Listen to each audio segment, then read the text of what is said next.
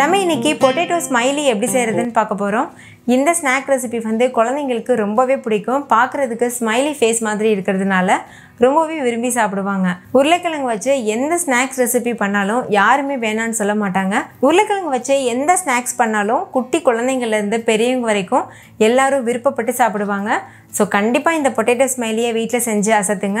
எல்லாரும் கேட்டு வாங்கி சாப்பிடுவாங்க. ஹாய் ஃப்ரெண்ட்ஸ், வணக்கம். என் பேர் Abhi. Welcome to Indian recipes Tamil. வீடியோக்குள்ளே போகிறதுக்கு முன்னாடி நம்ம சேனல் இந்தியன் ரெசிபிஸ் தமிழை சப்ஸ்கிரைப் பண்ணிக்கோங்க. கூடவே இருக்க பெல் சிம்பலையும் கிளிக் பண்ணிக்கோங்க.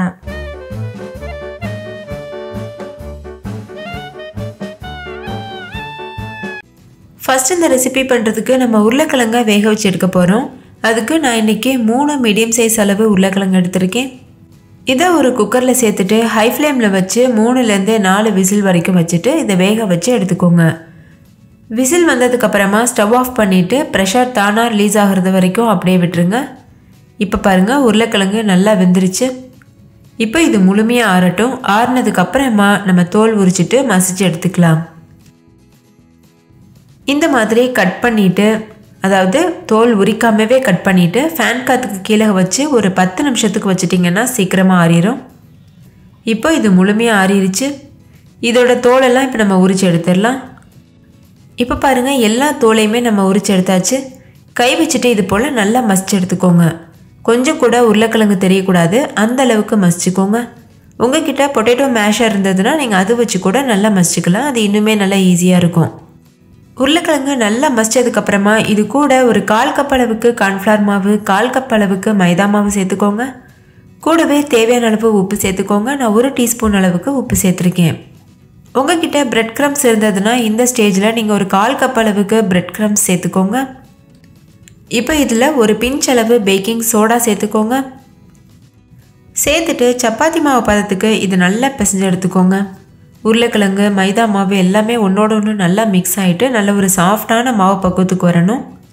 உங்களுக்கு இந்த ஸ்மைலிஸ் வந்து கொஞ்சம் காரமாக இருந்தால் பிடிக்கும்னா ஒரு டீஸ்பூன் அளவு மிளகாத்தூள், அதுக்கப்புறமா கரம் மசாலா பவுடர்லாம் சேர்த்துக்கலாம். குழந்தைங்களுக்கு பண்ணும்போது இந்த மாதிரி காரமே இல்லாமல் செஞ்சு கொடுத்தோன்னா ரொம்ப விருப்பப்பட்டு சாப்பிடுவாங்க. நீங்கள் பெரியவங்களுக்காக பண்ணுறீங்கன்னா இதில் வந்து நீங்கள் தேவையான மசாலா பொருட்கள் சேர்த்துக்கலாம். பிசைஞ்சிட்டு இருக்கும்போது இடையில இதில் கொஞ்சமாக ஒரு டேபிள் ஸ்பூன் அளவு நெய் சேர்த்துட்டு நல்லா இது போல் மிக்ஸ் பண்ணிக்கோங்க. உருளைக்கிழங்கு நம்ம மசிச்சோம்ல, அதில் இருக்க தண்ணியே போதுமானது. ஒருவேளை உங்களுக்கு தண்ணி தேவைப்பட்டால் ஒரு 2-3 டேபிள் ஸ்பூன் தண்ணி சேர்த்துட்டு நீங்கள் பிசைஞ்சிக்கலாம். அவ்வளோதான். இப்போ ஸ்மைலி பண்ணுறதுக்கு மாவு தயாராகிருச்சு. இது எந்த அளவுக்கு சாஃப்டாக இருக்குது பார்த்தீங்களா? இந்த அளவுக்கு இது நல்லா சாஃப்டாக இருக்கணும். அப்போ தான் ஸ்மைலிஸும் நல்லா மொறுமொறுப்பாக இருக்கும். இப்போ ஒரு பூரி கட்டையில் கொஞ்சமாக மைதா மாவு தூவிக்கோங்க. இப்போ நம்ம பிசைஞ்சு வச்சுருக்க மாவை 2ஆக பிரிச்சுக்கோங்க.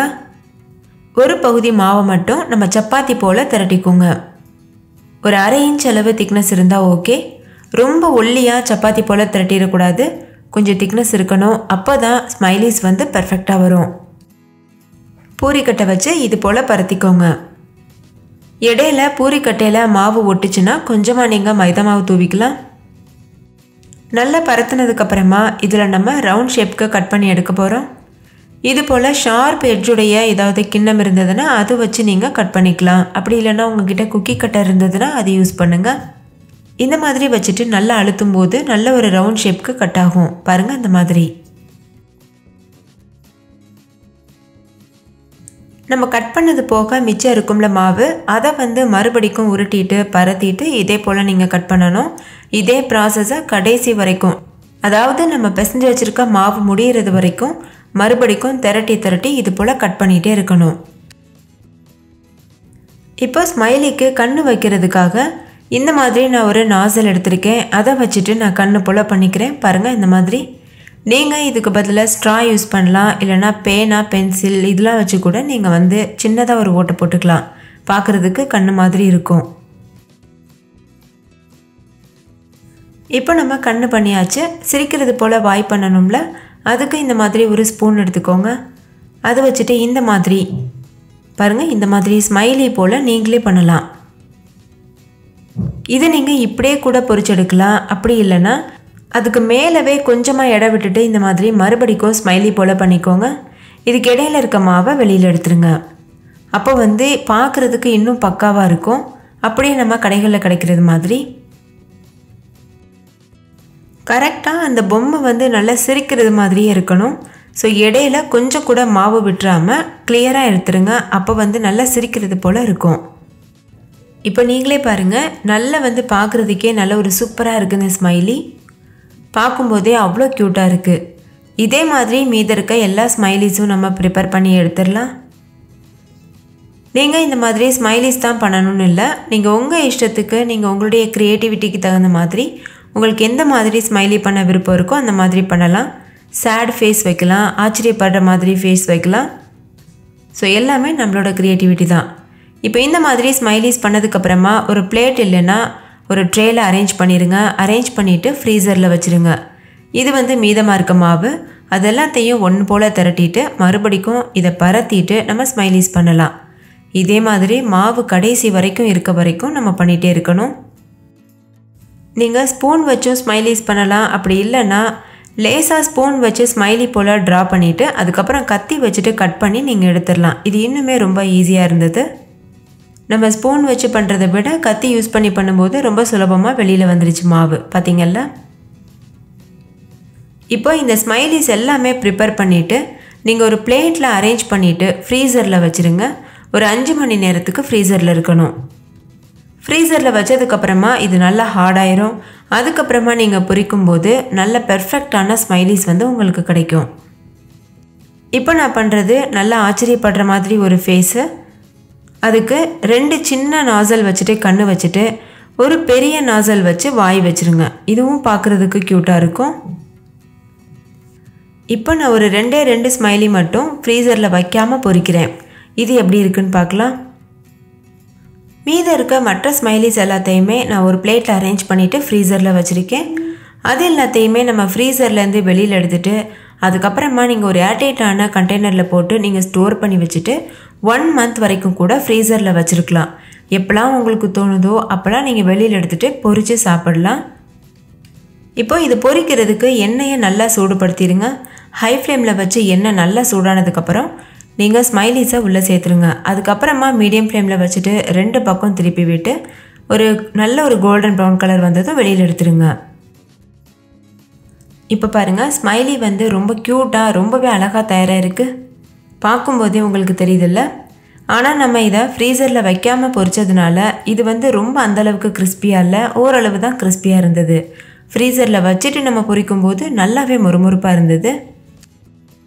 இப்போ நான் ஃப்ரீசரில் வச்சுருந்த ஸ்மைலிஸ்லாம் தயாராக இருக்குது. பாருங்கள், நல்லா வந்து ஹார்டாக இருக்குது. இதை நீங்கள் அப்படியே எடுக்கலாம். அப்படி எடுக்க வராத ஸ்மைலிஸை ஒரு தோசைக்கரண்டி வச்சு நெம்பினீங்கன்னா அது ஈஸியாக வெளியில் வந்துடும். நீங்களே பாருங்கள், முதல்ல எவ்வளோ சாஃப்டாக இருந்தது, ஃப்ரீசரில் வச்சு எடுக்கும்போது நல்லா ஹார்டாயிருச்சு. இதை நீங்கள் ஒரு ஜிப்லாக் கவரில் அப்படி இல்லைன்னா ஏர்டைட்டான கண்டெய்னரில் போட்டுட்டு நீங்கள் ஸ்டோர் பண்ணி வச்சுக்கலாம். ஃப்ரீசரில் வச்சு எடுத்துட்டு அதுக்கப்புறமா தான் நீங்கள் கண்டெய்னரில் போட்டு ஸ்டோர் பண்ண முடியும். ஏன்னா நீங்கள் சாஃப்டாக இருக்கும்போதே கண்டெய்னரில் போட்டு ஸ்டோர் பண்ணிங்கன்னா ஒன்றோடு ஒன்று ஒட்டிடும், மாவு மாதிரி ஆயிரும். அதனால் இந்த மாதிரி நல்லா ஹார்டானதுக்கு அப்புறமா நீங்கள் கண்டெய்னரில் போட்டுட்டு ஃப்ரீசரில் ஸ்டோர் பண்ணிட்டீங்கன்னா 1 மந்த் வரைக்கும் நீங்கள் வச்சு சாப்பிடலாம். எப்போல்லாம் உங்களுக்கு தேவையோ அப்போல்லாம் ஜஸ்ட் நீங்கள் வெளியில் எடுத்துகிட்டு பொரிச்சிட்டு நீங்கள் சாப்பிட்றலாம். ஓகே, இப்போ இந்த ஸ்மைலிஸையும் நம்ம பொரிச்சு பார்க்கலாம். இது வந்து ரொம்பவே கிறிஸ்பியாக வரும் கண்டிப்பாக. ஸோ இந்த ஸ்டெப்பை ஸ்கிப் பண்ணாமல் பண்ணிடுங்க. இப்போ எண்ணெய் நல்லா சூடாக இருக்குது. நம்ம ஸ்மைலிஸை உள்ளே சேர்த்துடலாம். நான் ஏற்கனவே சொன்ன மாதிரி ஹை ஃப்ளேமில் வச்சு எண்ணெயை நல்லா சூடுபடுத்திடுங்க. அதுக்கப்புறமா மீடியம் ஃப்ளேமில் வச்சுட்டு ஸ்மைலிஸை உள்ளே சேர்த்துருங்க. 2 பக்கம் திருப்பி விட்டுட்டு மீடியம் ஃப்ளேம்லேயே வச்சு இது நல்ல ஒரு பொன்னிறம் வர வரைக்கும் வெயிட் பண்ணுங்கள். அதுக்கப்புறமா நம்ம இதை வெளியில் எடுத்துடலாம். இப்போ ஸ்மைலிஸ் ஓரளவு வெந்திருக்கு. இடையிடையில இது போல் திருப்பி விட்டுட்டே இருக்கணும். அப்போ தான் எல்லா இடத்துலையும் ஒரே கலரில் வெந்து வரும்.